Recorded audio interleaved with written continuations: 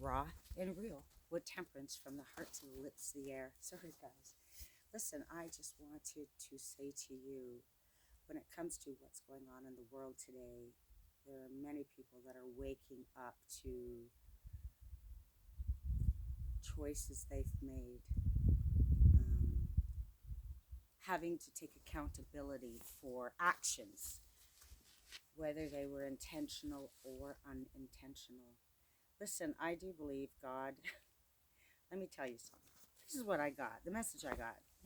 I have premonitions and dreams and stuff, and I have a divine connection. I can, anyways, with that being said, this is what God said to me. God said, you know what? This is what we're going to do. Guys, children, stand down. Take a freaking knee. Sit your ass down. Okay? We're doing a time out. Time out. It's a wrap. Because obviously, what you're doing is not working. You guys are destroying the world. You're acting like children, and your children seem to be the adults, and the adults seem to be the children. So sit your freaking ass down now and listen, right? So, with that being said, first 6 months we dealt with COVID.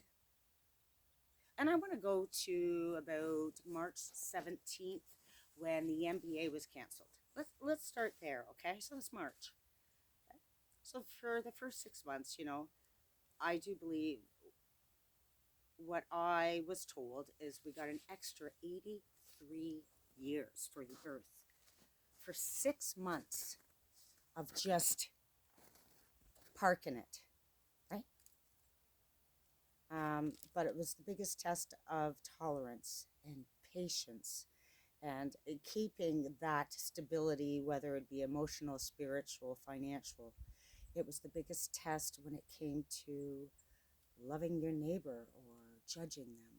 It was the biggest test on the individuals, whether or not they could handle actually going through when it came to being understanding, patient, tolerant, and just giving fellow man, you know, a high five or how you doing. How did that work out? Well, to me, Father God had said, well, I've given you an extra 83 years, 6 months for 6 months. But what has changed? We see everybody coming together, banding together. But what happened? It got old. People did not want to play anymore. Yet they did not have a choice, and yet they did not realize this was in God's hands. It was God's biggest test. He was going, that confirmation with the birds, he was going to test your triggers. Let's take it down to brass tacks. He was going to test your faith. Your faith. Did you have blind faith? Did you have faith in the fact that you guys would be healthy and safe and get through this? Did you have faith in the world? Did you have faith in your children, your family? Do you have faith in him? Well, so I think basically Father God said pick a side, but he had already picked them. I mean, when it came to light and darkness. Look at 2 years ago on the 18th of December, I lost my grandma, my sweet grandma, to COVID. And it was really difficult to hear people say to me, well, I've already had it and blah, blah, blah. Or I think it's a bunch of bullshit. Until I turned around and said, have you ever lost anyone you loved to this? Oh, no. Well, then you don't understand. Walk a mile in my shoes. It was the greatest test. Man, we haven't had this since 1918. It was the greatest friggin' test. To separate what?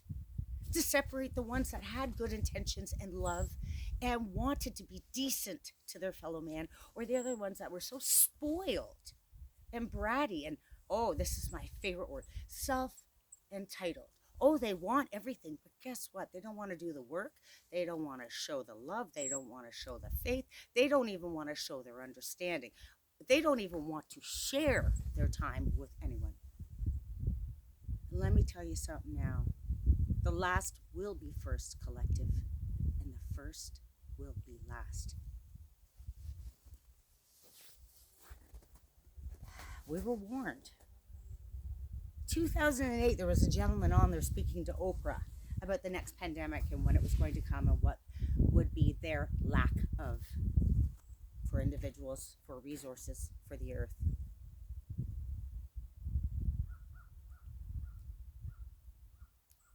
People think what I do is hoopla. Oh, she can't connect with energies. She can't feel energies. Let me paint a picture. Let me explain it to you like you were in kindergarten. Okay? I'm very sensitive to all kinds of different energies. Have been from the day I popped out of my mama. Okay? The ceiling fan. Think of a ceiling fan. So energy like that doesn't bother anyone, but my guts hum. My guts will hum at a generator, let's just say not even a kilometer away. Not even on the property, not even on the block, not even on the second block. And you know what? I came to the conclusion a long time ago to trust what I feel because it has never led me astray. People don't want to do that. They want to use practicality. They want to use logic constantly. They want to use their ego. Well, how's that working out for you guys? Anyways, I hope my words weren't too harsh. Look, I may look like a butterfly, but seriously, I'll leave it at that. Love you guys from the heart to the lips, the air. Temperance has left the building. Well, not really. Oh, BTW for the individuals that are copycatting me. You know, temperance is balance, balance and harmony. No, temperance is not just that. So when I see individuals out there saying that, like it's regurgitated, temperance is actually doing the work, improving it, talking the talk, and then showing them the walk. Yeah.